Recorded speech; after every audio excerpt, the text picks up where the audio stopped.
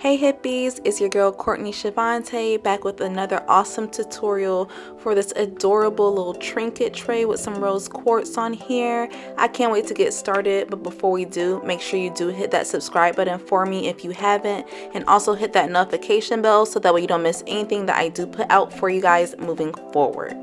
Alright, so to get started with this piece, what we're going to do is we're just going to, add some resin to the rim here.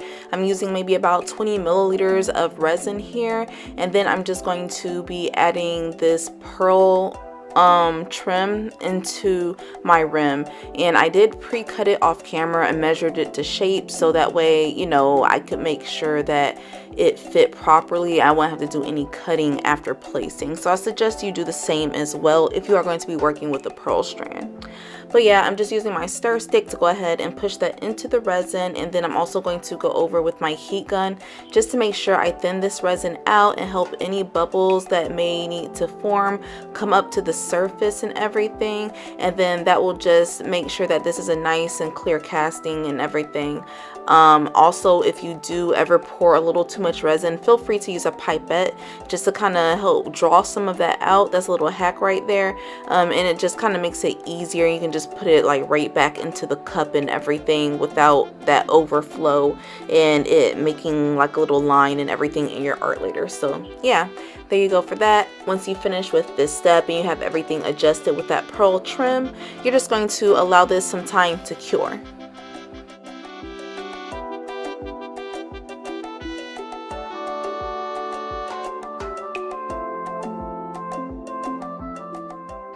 Alright, once that rim has had a chance to cure, I went ahead and whipped up this pink and this clear off of camera. And now this clear color, this one does have some iridescent flakes in it. So just keep that in mind and everything if you're trying to achieve the look that I am going for.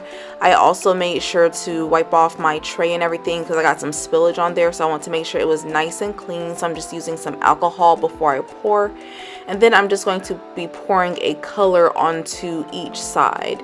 Now I'm using the clear to kind of act as water and the pink to act as land, so I'm pouring them in more of a diagonal pattern as well, just so that way it kind of creates that nice kind of beach look that I'm going for here.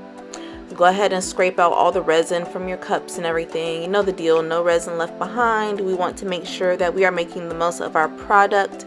And then from there you can go ahead and just take a little toothpick and just kind of mush those lines together and kind of bring them together a bit and blend them, and then just take some pressed flowers and you're going to kind of sit those on top of that clear area, because we don't want them at the surface. We want them to kind of be like at the bottom of the bed of the ocean type thing, is what I'm going for here.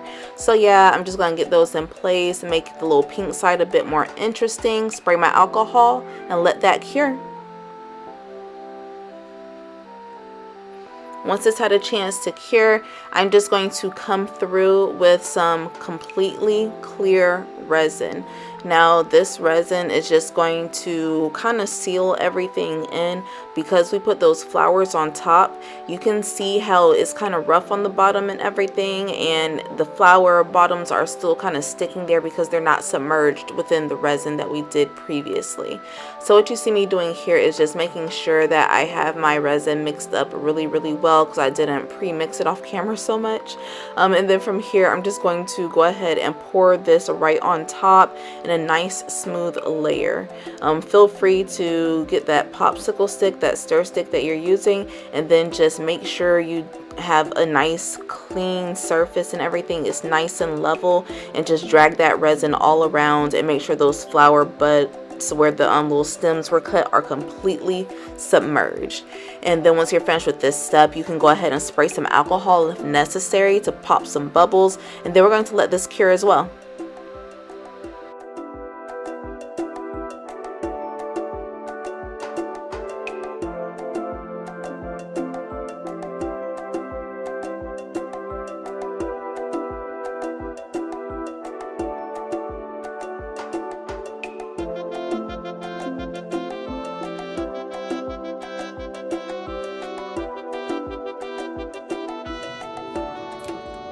Alright hippies, once that's cured, you're going to just go ahead and wiggle this free from your mold, pull it at the edges and everything, and then from there you should be able to pop it right out and get it free.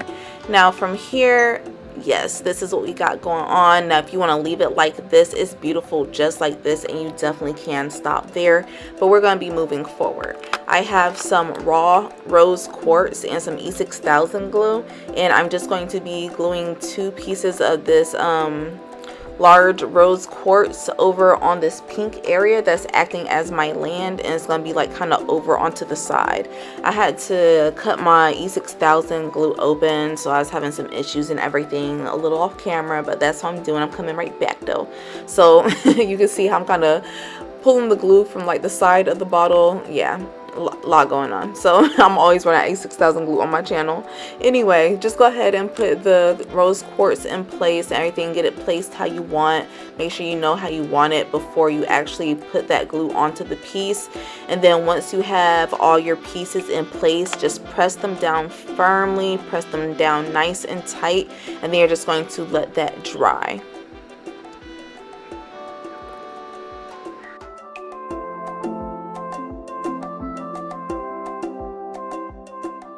Alright hippies, once that is dry, what you're going to do is just take your Mod Podge here. I have like this little sponge brush that I'm using. I got it from the Dollar Tree, but I'll try to find it on Amazon for you as well and link it for you. But I'm just using this to add Mod Podge to my tray. I'm just like kind of sponging it on top and, you know, adding a nice thick layer, but not too thick or anything like that. And you're just gonna move kind of quickly and make sure that it's completely covered in all the spaces you want it. And once you got it completely covered, what you're going to do is you're just going to take, well, first you're going to cover your Mod Podge back up so it doesn't dry in the bottle, and then from there you're just going to take this pre-colored sand and you're just going to kind of sprinkle this on top of the Mod Podge. You don't want a super thick layer because, you know, you just need a nice little layer of sand. You already have the pink under bottom and everything, so you don't need it to be super thick or anything like that. So just use your judgment and sprinkle this on top. You just want to cover the Mod Podge so there's no more white spaces there or anything like that. And then once it's covered, use a paper towel to just kind of clean up any excess or anything that might have gotten onto that rim, because you don't want it to dry there in place. I'm kind of patting the sand around a bit so that way any loose sand that may be on there, it can fall into any holes or anything like that, so I can make sure we have a nice even layer, like, you know, with this sand. And then once I got my sand in place and everything, I'm just going to let that dry completely.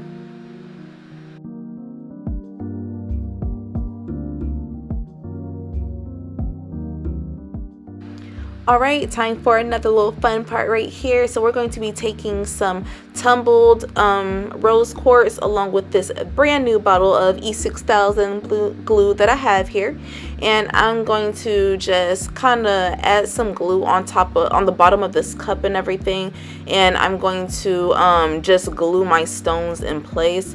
Now, as I was moving, I realized that this really wasn't, you know, the best way to kind of go about it, especially with my nails.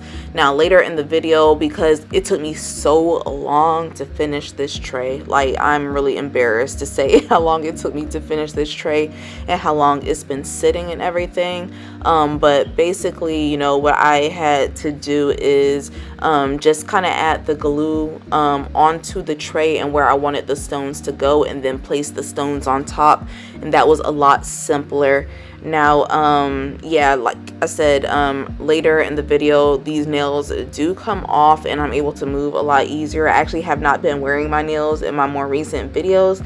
They will be making a comeback, but right now I've been trying to get my YouTube channel, like, you know, get to a certain point and everything, and that has been my focus, baby. But trust and believe, I have some stuff coming for you guys and everything that definitely requires me to put my nails back on, and they're coming back. I can't wait to start showing you guys some vlogs and everything, going back to, like, you know, my nail shop and everything. But I'm getting so off topic, like I'm getting so off topic. Anyways, just continue going ahead and putting this tumbled rose quartz in place and everything. Find the pieces that you want to put into the places and figure out, like, you know, where you want everything to go and which piece fits best in each place. Yeah, that's a lot of P words, but yeah. Go ahead, continue on, just get that going to how you like it, and I'm going to let you guys enjoy the time lapse, and once you finish placing your pieces, you're just going to let this dry completely.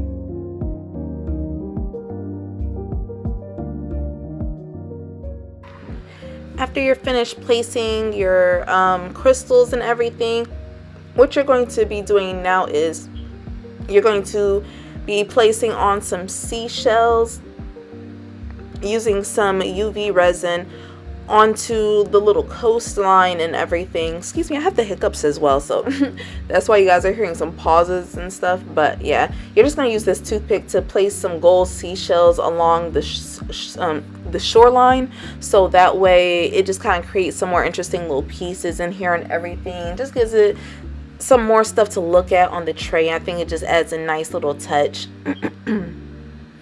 I also added on some goldfish that I hand painted into the water, and those like turned out really pretty and everything. You can kind of see them there, but you'll be able to see them in the show off part a little bit later if you didn't catch them in the beginning. But I just thought that was really cool to add on. Like, why not add fish swimming in the water, right? So just go ahead and continue on adding in those seashells and everything, and from there we're going to like just kind of add on a strip of UV resin, and we're going to just use this UV resin to seal all of that into place.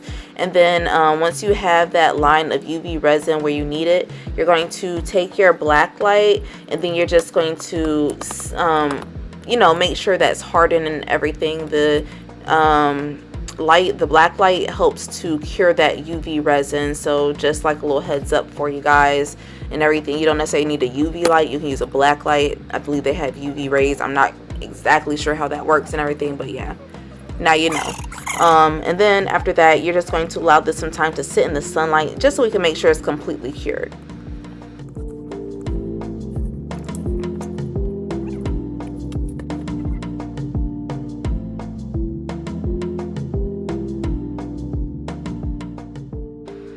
Alright hippies, so what I did was I added like this nice little clear layer of resin over into that white, into the clear area. I added another clear layer on top, and it's still wet, and then I mixed up some white resin. And what you're going to see me do is you're going to see me just kind of pour a few lines of this white resin over near where the coastline is and where the shore is, and you're just going to do a couple lines of this and then blow it with the heat gun. Now I was going for like a little beach effect. This was the very first time I ever did it, and it didn't really turn out exactly how I wanted it to. It still turned out really cute, but I had to come on a little bit later and just add a few fish on top, just to add a few more dimension and make myself happy with it and everything. But feel free to get in there with a toothpick as well and just make it interesting. You may want to actually go watch someone else's tutorial on how to make beach waves. I'm not gonna lie, I did not really do the beach waves and get the cells how I wanted to, but it was still a really cute turnout and everything, so you can follow still everything else that I was doing. Whatever. But yeah, go ahead and just like, you know, get it how you want it, play with it, you know, just have fun with your art, hippies. Like, you know, no matter how long you are working with resin and stuff like that, you're bound to run into something that's complicated and that just does not hit, you know, when you want it to hit, and it's completely fine. It is part of the learning lesson and just the journey with your art.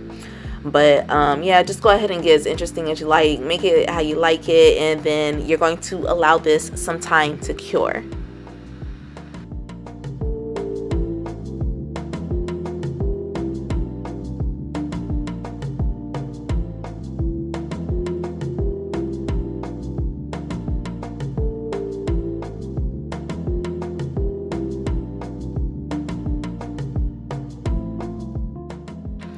Now before the clear completely sets, what I did was I took the remaining of that resin, that white resin that I had.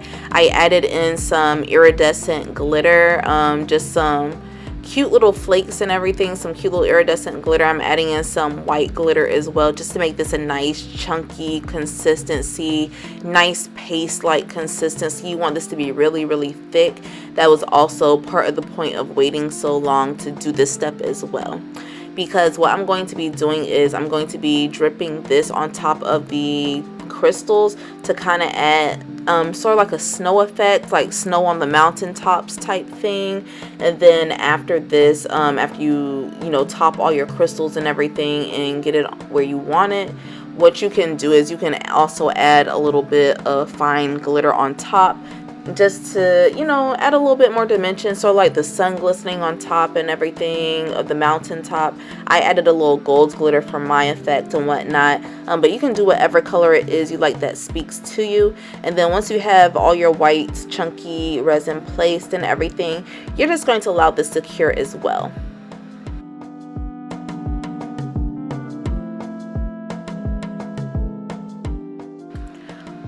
Once all that is done curing on top of the mountaintops, what we're going to do is we're just going to take some clear resin and we're going to put this on top of where the sand is first, because the sand has a capability of holding so many bubbles in there. I'm going to be taking a heat gun and I'm going to be like kind of pushing the resin around in that area, making sure that I have all these little nooks and crannies and everything and thinned it out nicely. And then I'm going to go over the rest of the tray as well, just to make sure that I have my resin completely covering this and we have a nice even layer going on and there are no holes in this or anything like that. And then from there you can just go ahead and spray some alcohol, so that way it will help release any bubbles that come to the surface. And then you're just going to let this completely cure.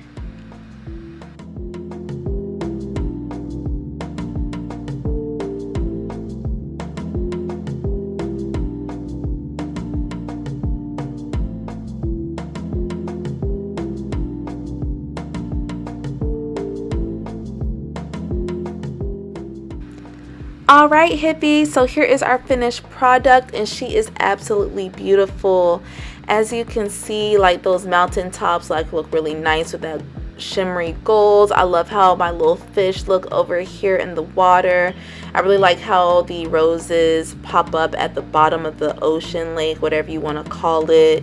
I really like how these little seashells and starfish look along the coast, shoreline thingy, whatever. I don't know the correct term, so please don't shoot me. I really love how the snow looks onto these crystals and how the crystals just look like this little mountain range over here in the corner. Like, I'm really obsessed with these pearls and how the pinks just come together. It's just so pretty and so stunning. Even though it wasn't exactly my vision, I am in love with how this tray turned out and how my little hand painted fishies look on here. If you are loving this tutorial and this tray as much as I am, make sure you do leave me a like and a comment below. I love hearing from you hippies. Thank you so much for your support. And until next time, XO. Mwah!